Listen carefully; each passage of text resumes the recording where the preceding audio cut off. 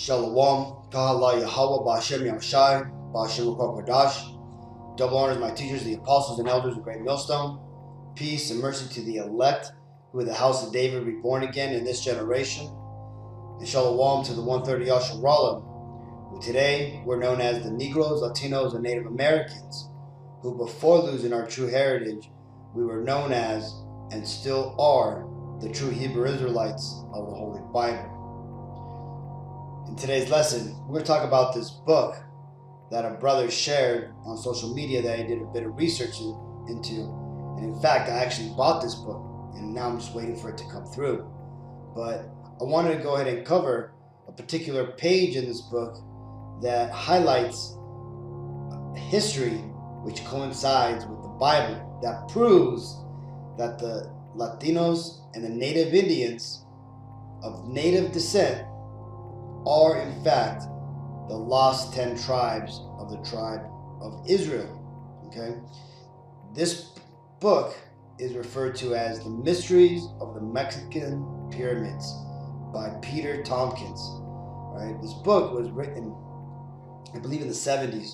Now, when you read it, let's actually see what the New York Times says. The New York Times says it's a wonderful anecdotes and rich iode of information are made even more accessible by a great wealth of photographs and prints.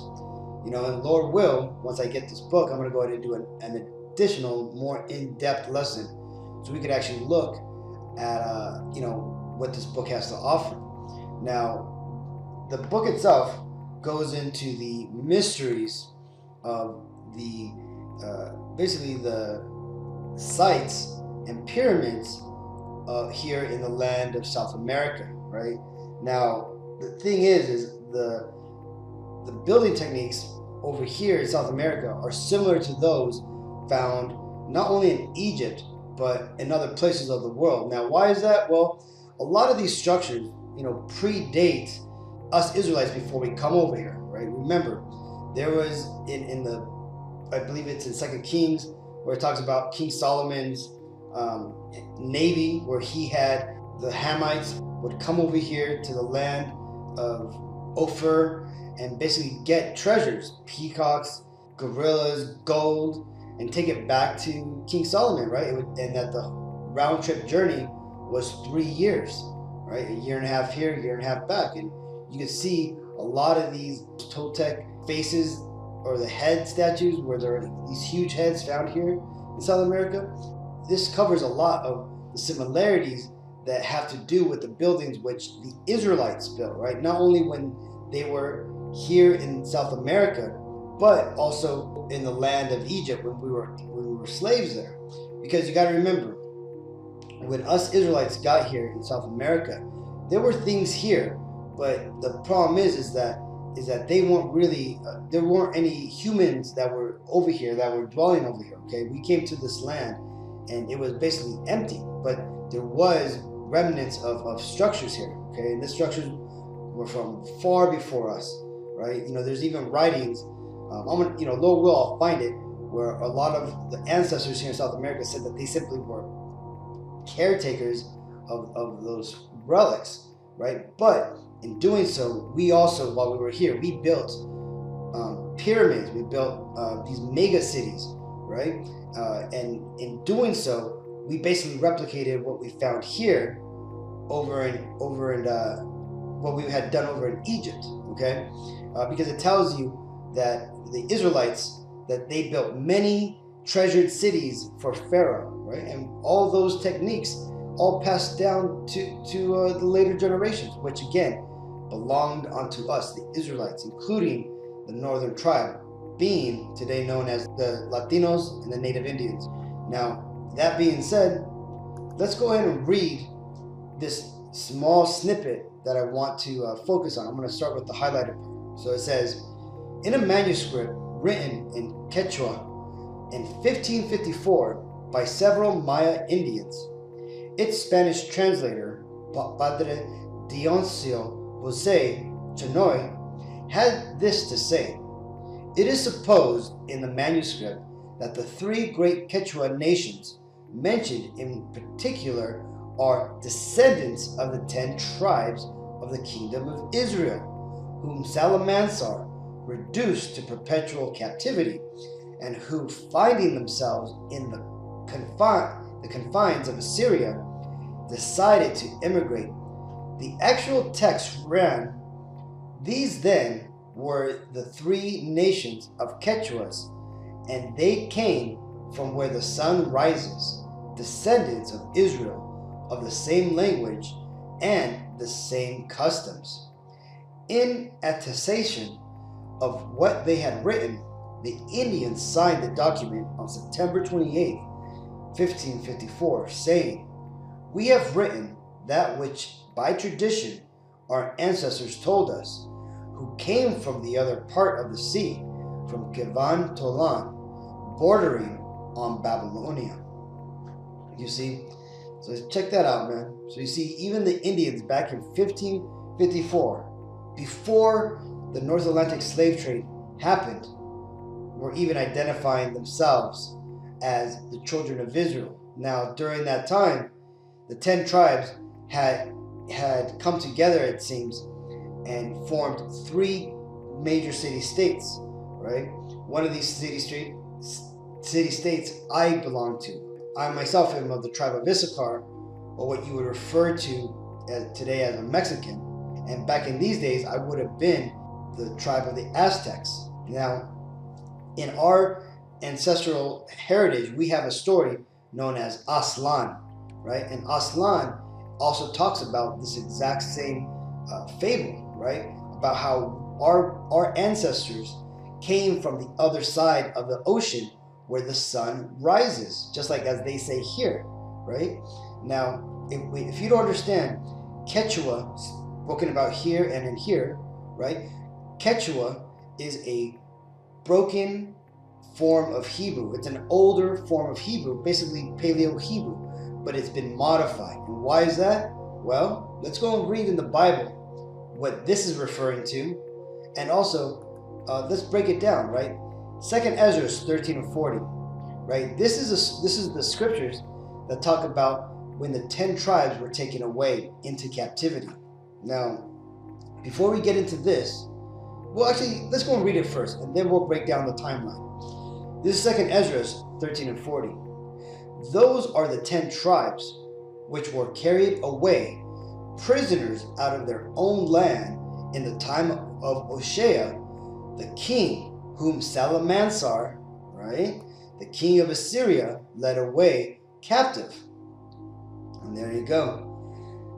"And he carried them over the waters, and so came they into another land." That right there is Assyria, right? And the rivers that we crossed is right here. When you look into this world map, let's go and zoom in here in Israel. So right here, this whole map here shows the dispersion, major routes of where Israel and the southern kingdom of Judah went to, right? Here, this is the northern kingdom, southern kingdom. But the southern kingdom, for the most part, when we were taken out, we were carried over the waters, okay? And the waters is talking about the Euphrates River and all these other rivers which are over here, right? And we came to Assyria. Now, while we were there, we were basically there for about 100 years. Let's go and look at the timeline now. Right, so here's the biblical timeline, right? Let's zoom in to when the 10 tribes were carried away. This basically took place around the time, if you read in the Bible, you hear about the King Ahab was killed, the famine in Samaria, which could be read about in 2 Kings. Joash in the southern kingdom was crowned, as a child in 2 Kings 11 and 12. You have a story about Judith, right, in Judith 3:14, when she killed basically the first force from Assyria that came to conquer us, right? We had a little bit of a respite, Kahala Yahalbash Meshai, that he put it within this righteous woman to perform the acts that she did to give us a bit of rest. But Unfortunately, that didn't last long. Basically, it gave us about 10 years, 10, 15 years that we were able to stay in the land. But unfortunately, we got taken down. But this is all because of prophecy had to play out. And not only that, but because at that time, the Northern Kingdom, the Latinos and the Native Indians, we were going hella off, man. We were wicked as heck. We had been worshiping other idols. And for the most part, we had gone away from our power. We no longer really identified ourselves, as those righteous people of the Lord, man. We were basically living as Gentiles. We were heathens, man. In our acts, right? Though we understood we were Israel, we were worshiping the brazen calf again, man, because of our kings. They had made us worship idols. Us ourselves, we had done abominable acts by following these things, right? Instead of following the Lord. Now that isn't everybody within the Northern Kingdom, right? Many of the Northern Kingdom Israelites actually went down into the south, right? They were bidden to the Passovers that had been restarted, right? Some of them had dwelt there, and eventually after the captivity, not all of us came over here to the land of Israel, but we went back to the land of Jerusalem, right? To dwell with our southern kingdom brethren, right? And this could be proven by reading the scriptures, where you find Northern Kingdom, people within the New Testament, right? Now, like I said again, when you look at when we went down, the Assyrian captivity took place from 722 BC to 605 BC, right? We stayed in captivity for roughly about 100 years before Assyria was destroyed by Babylon, right? Now, when you look, this all happened, right? You had King Joash. When he came into power, he destroyed all the idols, right, in the land. Tobit, the book of Tobit, the events had taken place, right? Tobiah adventured during the Assyrian captivity of Israel, where he goes and all the events of the book of Tobit played out. You had Rome during 753 BC was founded not by the modern day Edomites, but by the Japhites who had dwelt in that land, right? And the story goes of Romulus and Remus, who had been suckled by the wolf, but for the most part, that's all fables. There's also other stories that the descendants of Aeneas, who fled from the destruction of Troy, came here, right? But again, that's another story. But finally, around 600 BC, right? You have after the 100 years of captivity, the Northern Kingdom,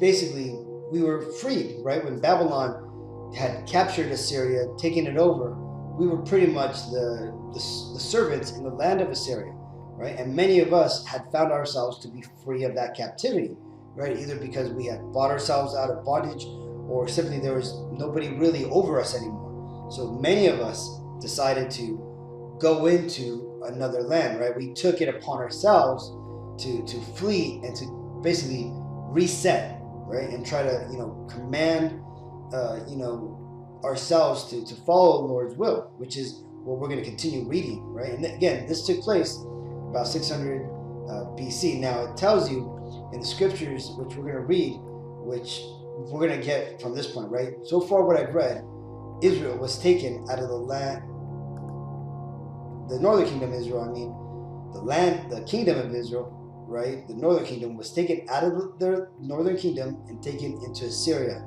And there we dwelt for about 100 years under captivity. Now let's continue. This is 2nd Ezra 13 and 41. But they took this counsel amongst themselves, that they would leave the multitude of the heathen and go forth into a further country where never mankind dwelt.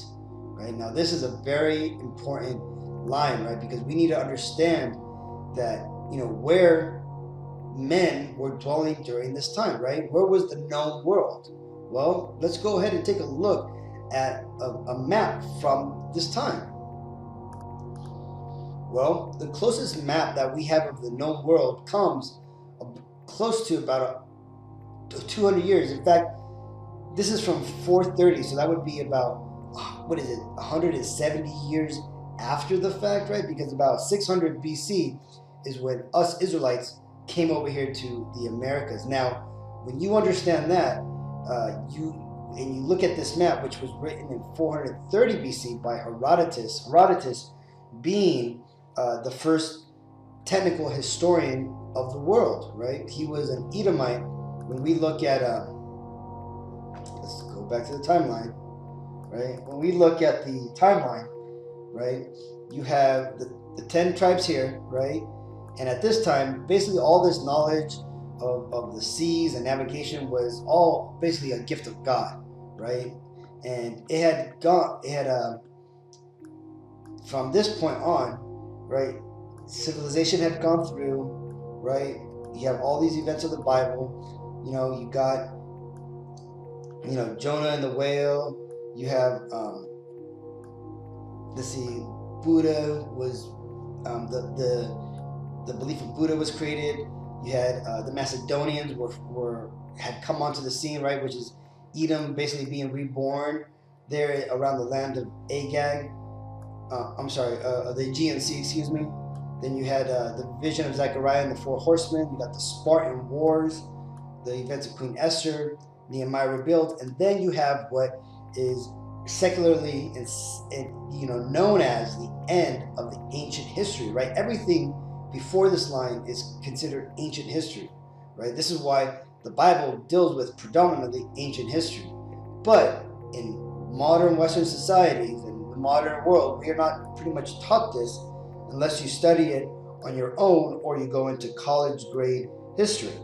And why is that? Well, because Edom, right, the so-called Caucasian race who is currently the rulers of the world, they, for the most part, only go back to their history, right? And their history starts by an Edomite named Herodotus, who basically, it tells you here, right? It says Herodotus, first ancient Greek historian, called the father of history, as he penned the book of the histories, which recorded the state of the known world from an Edomite perspective, right? Because you see, he was the first man who wrote down the events of what was going on in the world, not from the perspective of the victor or in the method as poems or music and stuff like that, as it was in other times.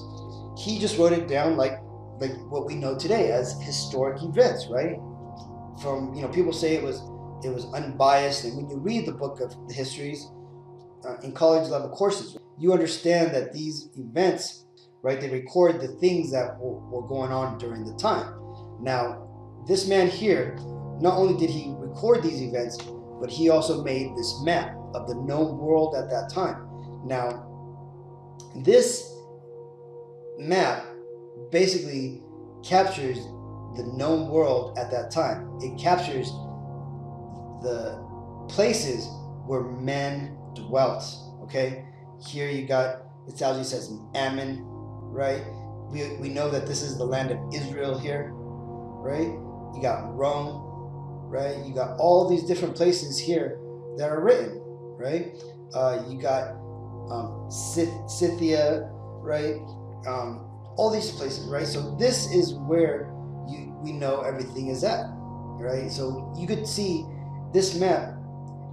Nowhere on this map is there any place known as the Western world, right? The Americas, right? That is a land which no man had been known to dwell at, okay?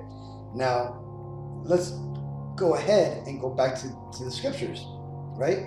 So back to where it says, where never mankind dwelt. Now remember, this is about 200 years before that map was created. So it says, 42, that they might keep their statutes, which they never kept in their own land. 43, and they entered into the Euphrates by the narrow passages of the river, for the Most High then showed signs for them and held still the flood till they were passed over. For through that country there was a great way to go, namely 1.5 years, and the same region is called Azareth. Right now, Azareth basically means, when you get into the word, it means an unknown land. And right here where it says that it took about 1.5 years, well, what's the precept to this? Well, it's that precept that tells you that it took 3 years for the navy of Solomon to go from the land of Ophir to go here and back. It took them 3 years. Well, for 1.5 years, this was a one-way trip here to the America, to the place where we knew our forefathers had gone to get riches, right? We understood that there were lands over there, right? So, before the Vikings, before, Christopher Columbus, we had come here to the Americas, right? And it was ultimately to get resources, but later on, around 600 BC, we came over here to dwell. And it says, continuing, then dwelt they there until the latter time, right? That's talking about right now. Us Latinos and Native Americans, we are dwelling here in the Americas till the latter time. We are now here in the end days. And now, when they shall begin to come, right? And they is talking about the southern kingdom, the so-called Negroes. And now, when they shall begin to come, the highest shall stay the springs of the stream again, that they may go through. Therefore, sawest thou the multitude with peace. Right? So right here, the angel is telling Ezra about how not only is the northern kingdom, the Latinos and Native Americans, going to dwell here in the Americas till the latter time, but also that the Lord was going to bring the southern kingdom over here through the North American slave trade, man. And this is where, when you get into back to this world map, this blue line here represents how us northern kingdoms, we came down through the Euphrates, we went around the Horn of Africa, right? And when it says the Lord calm the seas, this is what he's talking about, man. Because when you understand here, this area here in the South Atlantic Ocean is known as Hurricane Alley, right? Most of the hurricanes originate in this area, right? From Africa to the Americas.